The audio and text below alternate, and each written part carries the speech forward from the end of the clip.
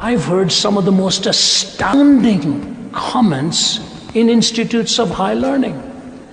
Since this is being live streamed, I'll be a little kind about the location.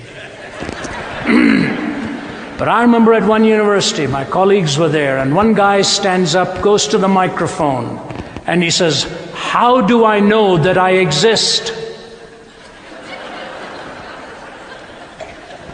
I suppose he's paying his fees. I suppose he knew he walked in. How do I know that I exist? What do you say?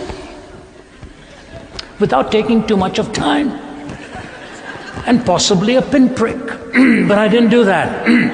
I just looked at him and I said, "May I tell you what Professor Nathan said to one of his students who stood up and said, 'How do I know that I exist?'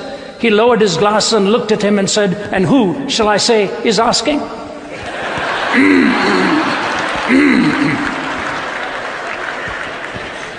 At another university, this girl goes up to the microphone, cups her hand. You know, they don't even wait for the ground rules sometimes. No, we're not masochists, but we do this kind of work. So she goes up, cups her hands, and says, "You've talked today about culture seeking coherence? Who in the world told you culture needed to be coherent? Where did you get this from? Is this not another Western idea being foisted upon us?" I didn't look Western. I don't think I acted Western. But anyway, that was her question. Is this a Western idea that's foisted upon us that culture needed to be coherent? So I let her talk. I've learned if you allow anybody to talk long enough, they actually end up convicting themselves. So I just let her talk for a little while.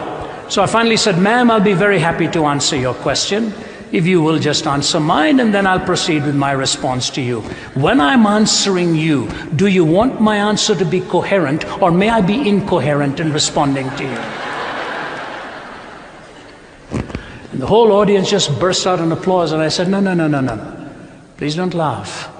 I want you to answer my question. Do you want me to be coherent, or may I be incoherent? She walked away. You see, we hold counter perspectives to the test of reason, but very seldom do we test our own, whether we are being rational and reasonable.